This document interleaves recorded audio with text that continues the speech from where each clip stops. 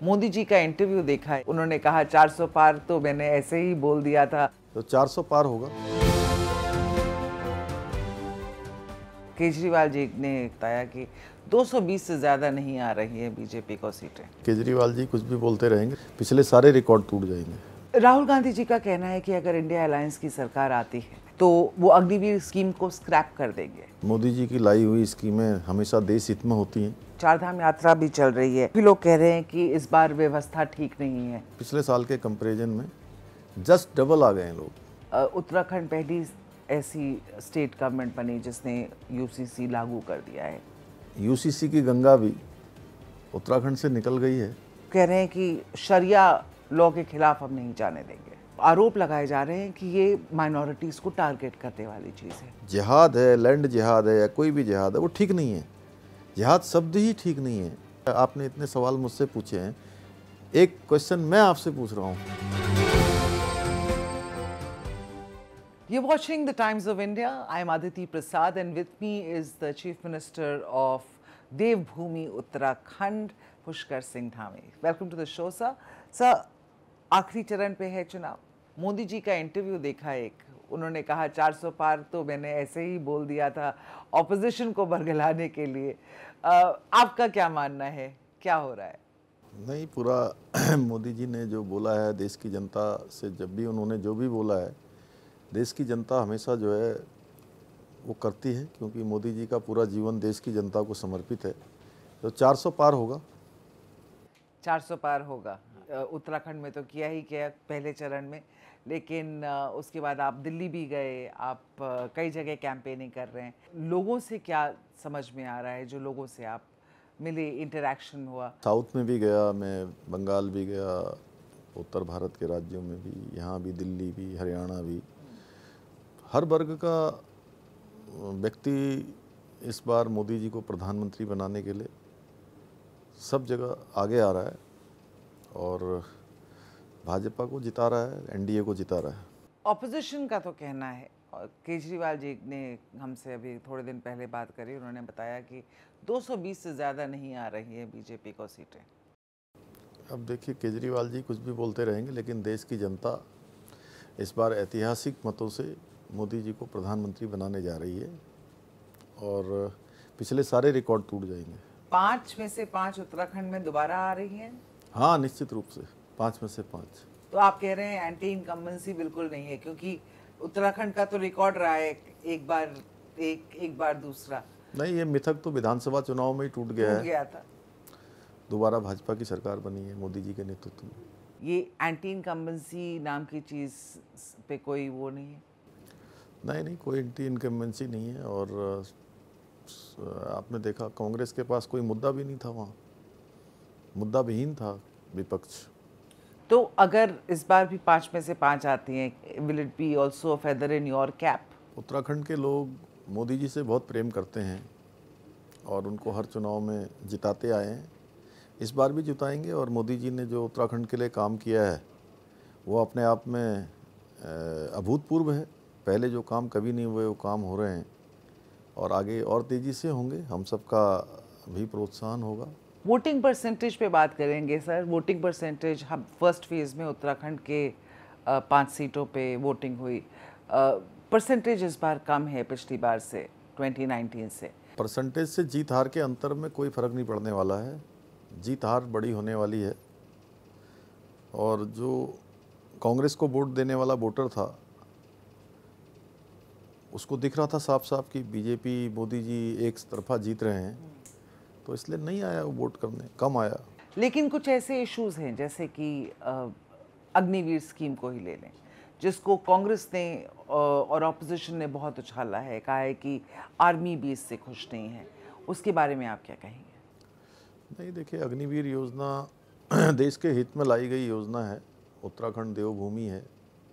उत्तराखंड के लोग सर्वाधिक सेना में जाते हैं, हमेशा अपनी सेवाएं देते हैं।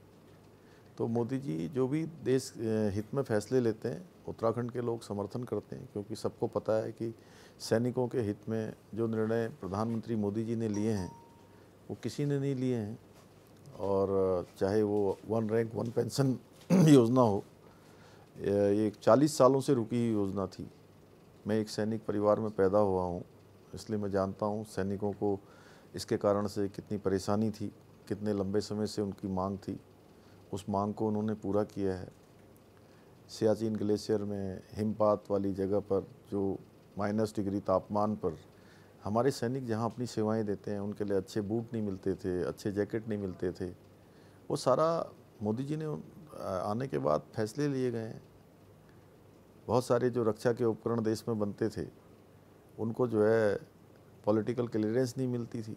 देश के सैनिकों का हमेशा जो है मनोबल कम करने का काम इन्होंने किया है। आज भी राहुल गांधी कभी बयान देते देते सेना से सर्जिकल स्ट्राइक का सबूत मांगने लगते हैं, सैनिकों का मनोबल तोड़ते हैं। तो इसलिए देश की जनता जानती है और उत्तराखंड की जनता भी जानती है।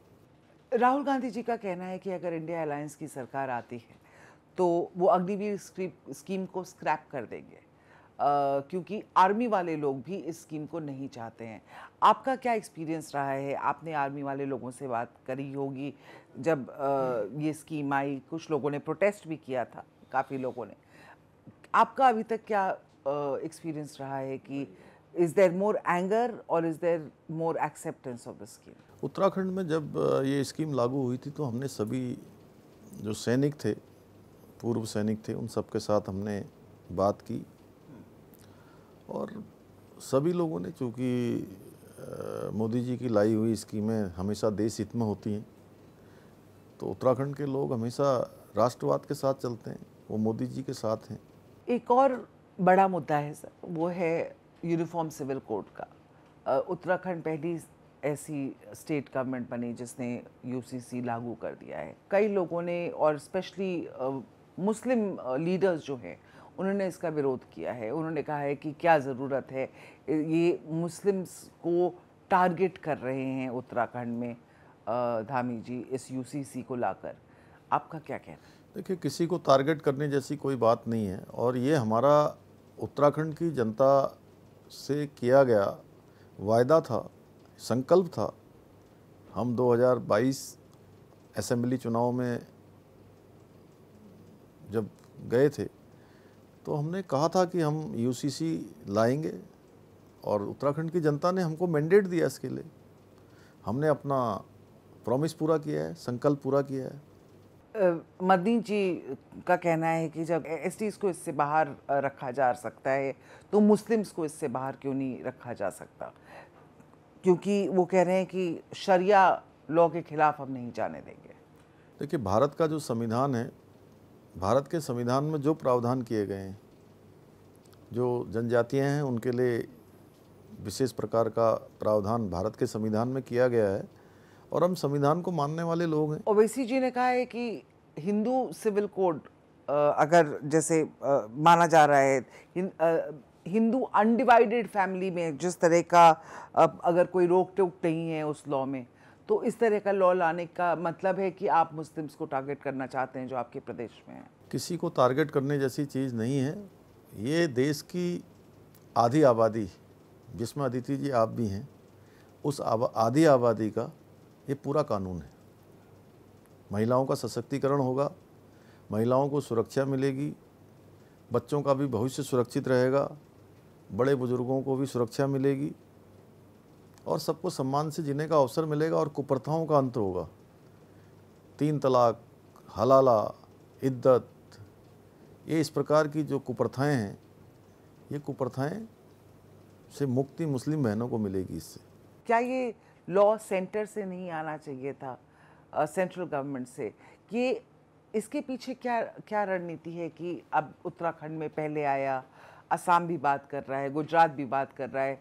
Should it not have come from the central government? ये स्टेट वाइज जाने की क्या रणनीति है? कई लोगों का कहना है कि तैयारी भी करके देख रहे हैं कि टेस्ट केस करके कुछ स्टेट्स में, उत्तराखंड स्पेशली।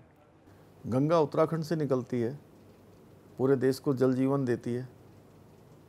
ऐसे ही यूसीसी की गंगा भी उत्तराखंड से निकल गई है और भारतीय जनता पार्टी के संकल्प पत्र में जो प्रधानमंत्री जी के, मोदी जी के नेतृत्व में संकल्प लिया गया है, उस संकल्प में देश के अंदर यूसीसी का संकल्प लिया गया है।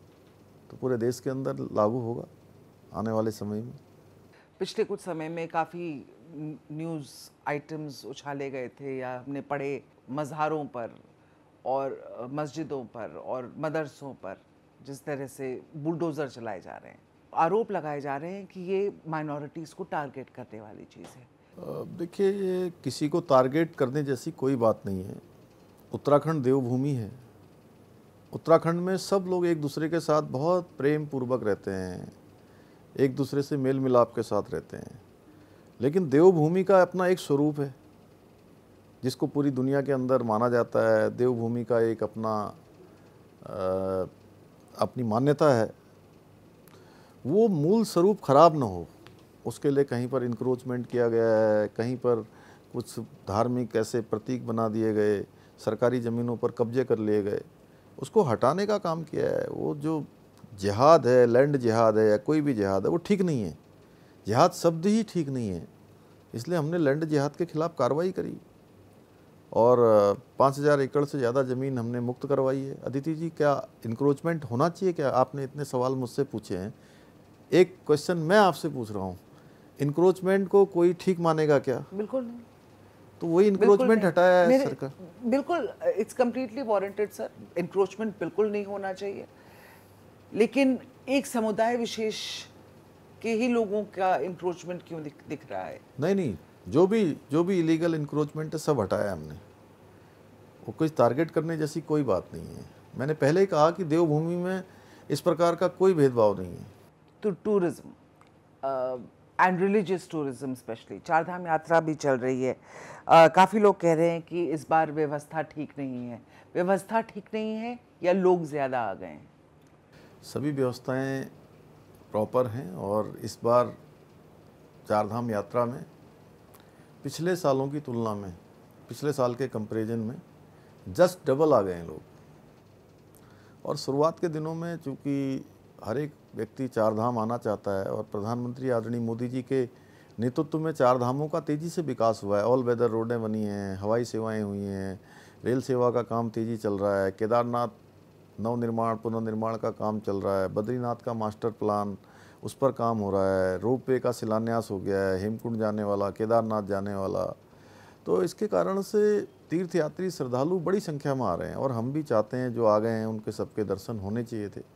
लेकिन चूँकि एक बियरिंग कैपेसिटी है धामों की, उससे ज़्यादा लोग आने पर निश्चित रूप से उनको कहीं ना कहीं परेशानी होती है, दर्शन ठीक से नहीं हो पाते हैं और उनकी सुरक्षा, सिक्योरिटी हमारे लिए बहुत महत्वपूर्ण है। इसलिए हमने 31 मई तक अब सारे ऑफलाइन रजिस्ट्रेशन बंद कर दिए हैं। ऑनलाइन रजिस्ट्रेशन जिनके हुए हैं वो यात्रा करें, हम लगातार लोगों से अपील कर रहे हैं और इसके पीछे हमारा एक ही हेतु है कि सबकी सुरक्षा ज़रूरी है। और ऑफलाइन इसीलिए बंद किया है क्योंकि संख्या अधिक हो गई थी। अब पूरी व्यवस्था ठीक हो गई है, सुचारू रूप से यात्रा चल रही है, सबका सहयोग मिल रहा है। क्योंकि बड़ी यात्रा है, हर देश दुनिया के लोग आकर दर्शन करना चाहते हैं और इसलिए शुरुआती दिनों में ज़्यादा संख्या थी, लेकिन अब व्यवस्थित है। अब व्यवस्थित है।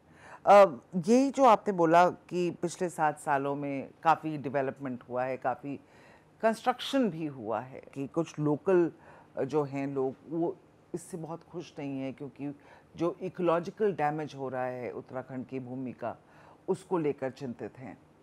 आपका क्या इसके बारे में? देखिए, हमने जो उत्तराखंड में जो डेवलपमेंट का मॉडल बनाया है, वो मॉडल हमारा इकोलॉजी और इकोनॉमी दोनों में बैलेंस रहे, उसी मॉडल पर हम काम कर रहे हैं।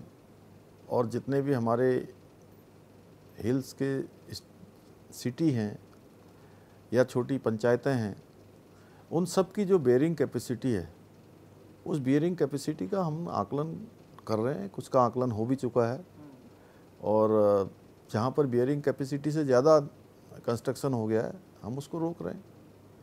हमारा ये बिल्कुल स्पष्ट मत है कि इकोलॉजी और इकोनॉमी दोनों बैलेंस होनी चाहिए। तो उसको लेकर हम क्या करें? जैसे जोशीमठ फॉर इंस्टेंस, वहाँ पे सड़कों पे दरारें आ गई हैं, क्रैक्स आ गई हैं।